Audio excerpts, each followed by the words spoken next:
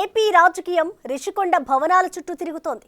YCP ప్రభుత్వ హయాంలో అత్యంత ఆధునికంగా రిషికొండపై 7 భవనాలను నిర్మించారు. రిషికొండను బోడిగుండు చేసి కోట్ల రూపాయల ప్రజాధనాన్ని దుర్వినియోగం చేశారని జగన్ ప్రభుత్వంపై అప్పటి ప్రతిపక్షం తీవ్ర విమర్శలు చేసింది. ఇప్పుడు కూటమి సర్కార్ అధికారంలోకి వచ్చి ఏడాది దాటినా ఆ ప్యాలెస్ ను వినియోగంలోకి తీసుకురాలేకపోయింది.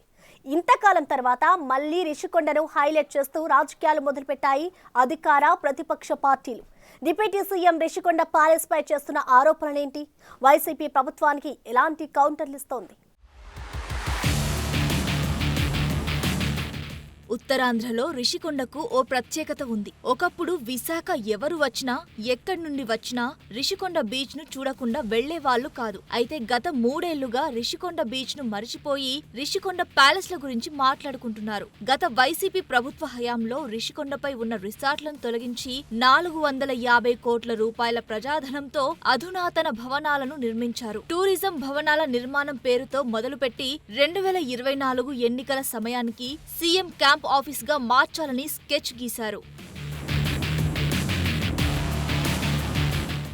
ఒక విధంగా చెప్పాలంటే ఉత్తరాంధ్రలో ముఖ్యంగా విశాఖలో వైసీపీ ప్రభుత్వంపై తీవ్ర స్థాయిలో వ్యతిరేక ప్రచారం జరగడానికి, జనంలో అంత వ్యతిరేకత రావడానికి రిషికొండపై నిర్మించిన భవనాలు కూడా ఒక కారణంగా చెప్పుకోవచ్చు. రిషికొండను బోడిగుండు చేసి మట్టిని అమ్ముకొని 450 కోట్ల ప్రజాధనాన్ని వృధా చేసి అప్పటి సీఎం జగన్ తన విలాసాల కోసం ప్యాలెస్ ను నిర్మించుకున్నారని ప్రతిపక్ష పార్టీలైన టీడీపీ, జనసేన, బీజేపీ నేతలు తీవ్ర స్థాయిలో విమర్శలు చేశారు. వైజాగ్ కు ఆయుపట్టు లాంటి ప్రఖ్యాత టూరిజం స్పాట్ ను ఎందుకు పనికి రాకుండా చేశారని అక్కడి జనాల్లో సైతం అది ఆగ్రహానికి కారణమైంది. ఎవరెన్ని విమర్శలు చేసినా వైసీపీ ప్రభుత్వంలో చేయాలనుకున్న పని చేసుకుంటూ వెళ్లి 7 అద్భుతమైన భవనాలను నిర్మించారు. ఎన్నికల ముందు టూరిజం మంత్రి రోజా ఈ భవనాలను ప్రారంభించినా వాడుకలోకి తీసుకురాలేకపోయారు. వైసీపీ ప్రభుత్వంపై జరిగిన తీవ్ర వ్యతిరేక ప్రచారం వైసీపీని 11 సీట్లకే పరిమితం చేసి అధికారాన్ని కోల్పోయేలా చేసింది. 2024 ఎన్నికల్లో అధికారాన్ని చేపట్టిన కూటమి ప్రభుత్వం గత 14 నెలలుగా రిషికొండపై నిర్మించిన భవనాలను ఎలా వినియోగించుకోవాలో తెలియక తలలు పట్టుకుంటున్నారు. CM Chandrababu, deputy CM Pawan Kalyan వాటిని సందర్శించినా ఇప్పటి వరకు ఆ భవనాలను వాడుకలోకి తీసుకురాలేకపోయారు. ఆగస్టు 29న రిషికొండ భవనాలను సహచర మంత్రులతో కలిసి పరిశీలించిన డిప్యూటీ సీఎం పవన్ కళ్యాణ్ 450 కోట్లతో నిర్మించిన ప్యాలెస్ పెచ్చులూడిపోతుందని హాట్ కామెంట్స్ చేశారు. వర్షానికి నానిపోయి సీలింగ్ పెచ్చులు కింద పడుతున్నాయని వీడియోలను రిలీజ్ చేయడంతో మళ్లీ రిషికొండ భవనాలపై కొత్త పంచాయతీ మొదలైంది. రిషికొండ కట్టడాలను పరిశీలించిన పవన్ కళ్యాణ్ అధికారులతో సమీక్ష చేసి రిషికొండ ప్యాలెస్ నిర్మాణంలో అవినీతి జరిగిందని, సోషల్ ఆడిట్ చేయాల్సిందేనని ఆదేశించారు. దానికి తోడు ప్రతి సంవత్సరానికి 7 కోట్ల ఆదాయం వచ్చేదాన్ని ఇప్పుడు ప్రతి నెల మెయింటెనెన్స్ కోసం ₹1 కోటి వరకు ఖర్చు చేయాల్సిన పరిస్థితి నెలకొందని జనసేనాని ఆగ్రహం వ్యక్తం చేశారు. భవనాలను వాడుకలోకి తీసుకురావడానికి దుబాయ్లో మైస్ పద్ధతిని అనుసరించి డెస్టినేషన్ వెడ్డింగ్స్, ప్రభుత్వ కార్యకలాపాలకు వాడే విధంగా చర్యలు తీసుకోవాలని జనసేన పార్టీ నుండి ప్రభుత్వానికి సిఫార్సు చేశారు. ఆ క్రమంలో 450 కోట్లు వెచ్చించి విదేశీ టెక్నాలజీతో నిర్మించిన అత్యాధునికమైన రిషికొండ భవనాల నిర్మాణంలో నాణ్యత లోపాలు ఉన్నాయని పవన్ కళ్యాణ్ కామెంట్ చేయడం, వర్షానికి నానిపోయి సీలింగ్ పెచ్చులూడిపోయిందని వీడియోలు, ఫోటోలు షేర్ చేయడంతో మరొకసారి రిషికొండ ప్యాలెస్ రాజకీయ విమర్శలకు వేదిక అయింది. లోపలికి వెళ్ళి చూసి నేను వచ్చినప్పటి నుంచి కూడా మమ్మల్ని గత కాలం రానివ్వలేదు. ఇప్పుడు ఏమైపోయింది, ఒక డ్యామేజ్ జరిగిపోయింది.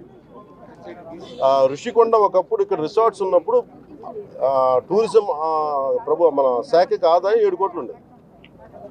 సో 7 కోట్ల ఆదాయం కోల్పోగా ఇప్పుడు అదనపు భారం 453 కోట్లు పడి ఇప్పుడు కరెంటు బిల్లు ఆదాయం మన సంవత్సరానికి కట్టాల్సిన ఇంకా ఉపయోగించకుండానే జస్ట్ అది లైట్లు వేసి అప్పుడప్పుడు ఏసీ లాంచ్ చేయడానికి ఈ మెయింటెనెన్స్కి వీటికి 1.5 కోటి అవుతుంది. జస్ట్ మేయర్ మెయింటెనెన్స్ ఇదివరకు 7 కోట్ల ఆదాయం ఉంది. జరిగిన డ్యామేజ్ జరిగిపోయింది. తొలచాల్సిన కొండ తొలిచేశారు, పాడు చేశారు. ఓకే, వీటన్నిటిని మించి ఇంక ఇప్పుడు మన ముందు ఏముందంటే దీన్ని how well we can utilise. Change చెప్పండి ఎలా పెట్టాలి. చాలాసార్లు అనేక మార్లు మేము కేబినెట్ మీటింగ్ చర్చించాం. ముఖ్యమంత్రి గారు కూడా దీని మీద ఎలా చేయాలనేది పాపం ఆయన అందరిని అడుగుతూ ఉన్నారు. పవన్ కళ్యాణ్ రిషికొండ ప్యాలెస్ సీలింగ్ పెచ్చులూడిపోతున్నాయని కామెంట్ చేసిన క్షణాల్లోనే వైసీపీ కౌంటర్ అటాక్ మొదలుపెట్టింది. ఇప్పటికే ఉత్తరాంధ్రలో కేవలం 2 సీట్లకే పరిమితమైంది వైసీపీ. గత ప్రభుత్వ హయాంలో విశాఖ భూ కుంభకోణాల్లో తీవ్ర విమర్శలు పాలవడంతో రిషికొండను ధ్వంసం చేసి జగన్ సొంతానికి భవనాలు నిర్మించుకున్నారనే విమర్శలను వైసీపీ ఎదుర్కొంటోంది. దాంతో పవన్ కళ్యాణ్ రిషికొండ ప్యాలెస్ పెచ్చులూడిపోతున్నాయి అని చేసిన వ్యాఖ్యలను వైసీపీ నేతలు అస్త్రంగా మలుచుకునే ప్రయత్నాలు మొదలుపెట్టారు.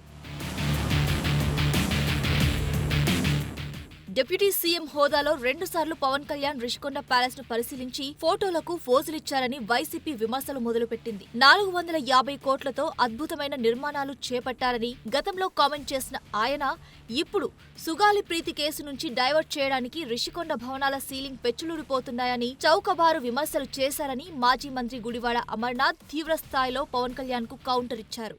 ప్రభుత్వానికి సంబంధించినటువంటి ఒక బిల్డింగ్ అద్భుతంగా నిర్మిస్తే దాన్ని పట్టుకొని ఏడుస్తారు ఎందుకు? దాన్ని ఏ రకంగా ఉపయోగించుకోవాలని చూడాలి, దాన్ని ఏ రకంగా సద్వినియోగం చేసుకోవాలి, ఏ రకంగా దాన్ని వాడాలి, ప్రభుత్వానికి ఏ రకంగా అది పనికొస్తుంది అనేటువంటి విషయాన్ని మానేసి ఇదే జగన్మోహన్ రెడ్డి గారు సొంత ఇంట్లో దీన్ని మీరు ప్రచారం చేయడం అనేటువంటి తీవ్రంగా వైఎస్ఆర్ కాంగ్రెస్ పార్టీ ఖండిస్తూ ఉంది.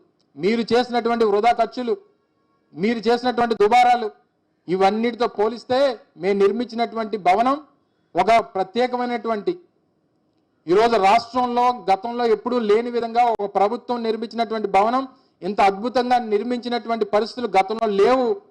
ఆ స్థాయిలో ఈ భవనాన్ని నిర్మించాం. దాన్ని ఏ రకంగా వినియోగించాలి, ఏ రకంగా సద్వినియోగం చేసుకోవాలనేటువంటి దాని మీద ప్రభుత్వం దృష్టి పెట్టాలి తప్ప అనవసరంగా దీని మీద దుష్ప్రచారం చేయడం అనేటువంటిది మేము తీవ్రంగా ఖండిస్తూ ప్రధానమైనటువంటి సమస్యల మీద ముందు దృష్టి పెట్టాలి, దానికి పరిష్కార మార్గాలు చూపించాలి.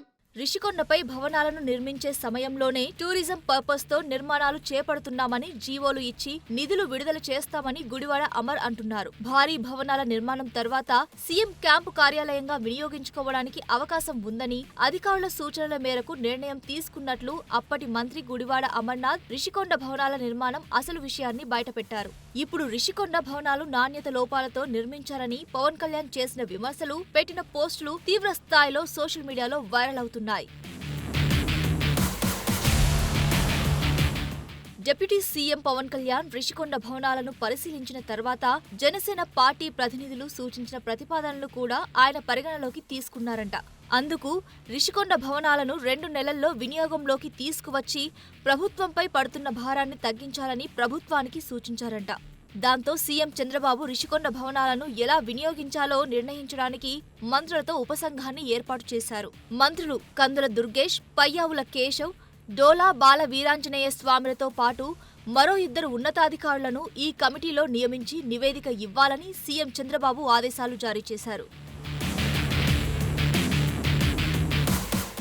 కూటమి ప్రభుత్వం అధికారంలోకి వచ్చి ఇన్ని నెలలు గడుస్తున్నా ఇప్పటి వరకు రిషికొండ భవనాలను వాడుకలోకి తీసుకురాకపోవడం పెద్ద ఎత్తున చర్చకు దారితీస్తోంది. అయితే మరో 2 నెలల్లో మంత్రివర్గ ఉపసంఘం రిషికొండ భవనాలను పరిశీలించి నిర్ణయం తీసుకుని వాడుకలోకి తీసుకురావడానికి ప్రతిపాదనలు చేస్తే 450 కోట్ల రూపాయలతో నిర్మించిన ఆ అధునాతన భవనాలు ప్రభుత్వానికి ఏ మేరకు ఆదాయం తీసుకొస్తాయో చూడాలి.